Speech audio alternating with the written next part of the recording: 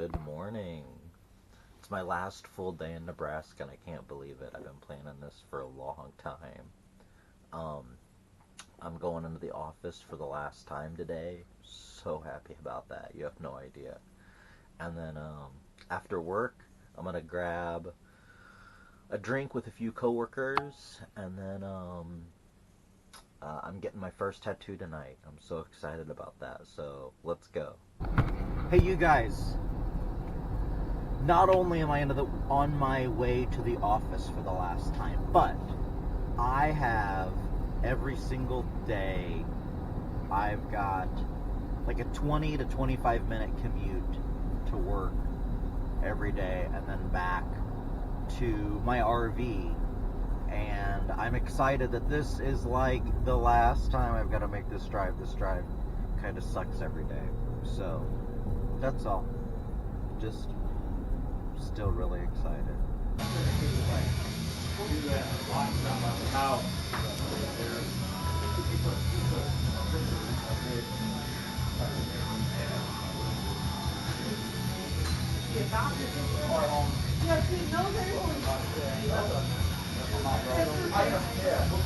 Hey, good morning.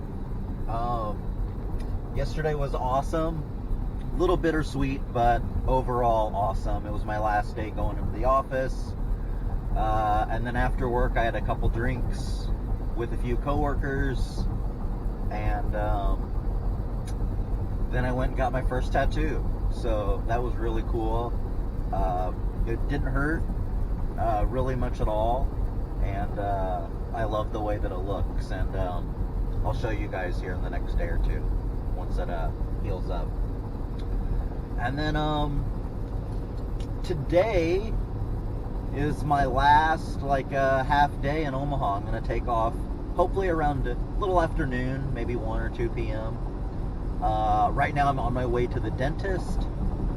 I love my dentist, and so that's one thing that I'll be sad not being in Omaha. We're not staying in one location. You won't get to build a relationship with like your doctor or your dentist or your hairdresser or whoever. And so I'll have to take a little bit of a gamble. Each time I'm going to a different person, I'll have no idea anything about them. So we'll see how that goes. After the dentist, I am going in for an oil change, and for them to kind of do a little quick cleanup, help me clean up my car just a little bit, maybe vacuum. And then I'm taking my Jeep up to CarMax, and I'm going to sell it. No more #Jeep life for me, which is unfortunate. I freaking love my Jeep. And I've wanted a Jeep for a long time, and finally... I bought this last October, and now I haven't even had it a year yet. I'm selling it today. And then after I sell it, I'm headed back to the Fulkerson farm, where I've been parked at with my RV the last few months. I'm going to get it tidied up and ready to go, and I'm going to hop in it, and then I've got one more quick errand that I've got to run in Omaha around noon, and then that'll take me about an hour hopefully, and then I'll hit the road. So let's go. Whoa, this is it. I'm just got done filling up my gas tank for the first time over in Sam's Club in Council Bluffs, and now I'm getting ready to hit the road. Gonna head on out of Omaha and see how far I can make it before I've got to stop. The goal is I would like to pass Kansas City and then stop for the night. So we'll see if I'm able to pull that off. I wanted to leave a lot earlier today, but every single thing that I went to go do, all the errands I had to run, everything took longer than what I had planned on it. So I'm kind of leaving late in the day right now. So let's go. Yo. Today is my first full day on the road. Last night I got a late start out of Omaha. I only made it to St. Joseph, Missouri last night. I got, my friend Cole lives in St. Joe, and he hit me up. He saw that I was nearby and hit me up and offered me a couch to crash on for the night, so that was really cool getting to see him. And then I woke up bright and early this morning around 6 a.m. I hit the road, made it all the way down to Springfield, Missouri. That's where I'm at right now. I got in around noon. And I had lunch with two of my friends from back in high school, back in the hometown that we grew up in, Salem, Missouri. And so I got to have lunch with them, and that was really nice. Got to meet their three kiddos, which makes me feel old. But that was really cool. I met up with David and Sarah Land, and David was with me when we went to Woodstock 99. We drove all the way from Salem, Missouri up to Rome, New York. We were all barely legal kids driving across the country. He has grown up, but as you can see, not much has changed with me.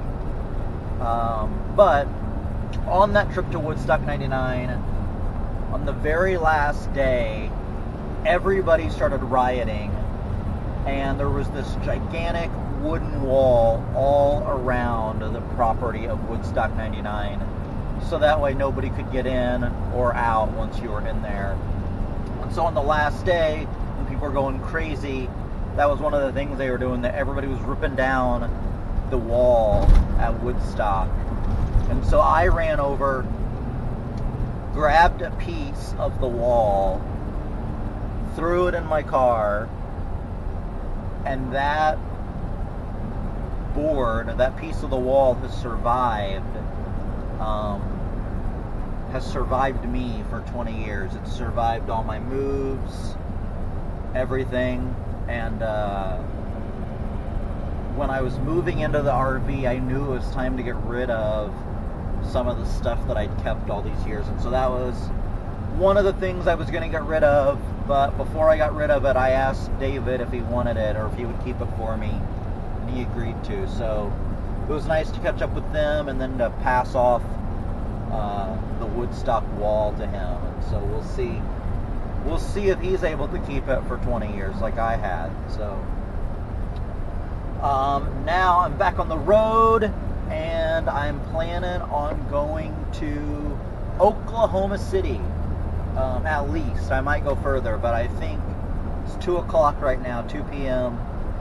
And so it's saying it's going to be a 4 or 5 hour drive. I've discovered that driving in my RV, I generally stay about 60 miles an hour, and the estimates that the maps give you is based on speed limit, I believe. And so since I'm going significantly lower than the speed limit, almost always 10 or 15 miles lower than the speed limit, then I usually have to add about an hour onto the estimates. And I'm not a speed racer either. I like to take my time, and I'll take multiple stops. If I start to get tired, I'll stop and take a nap. Or if I see a sign that catches my attention, I'm easily distracted, so I will make frequent stops if I want to.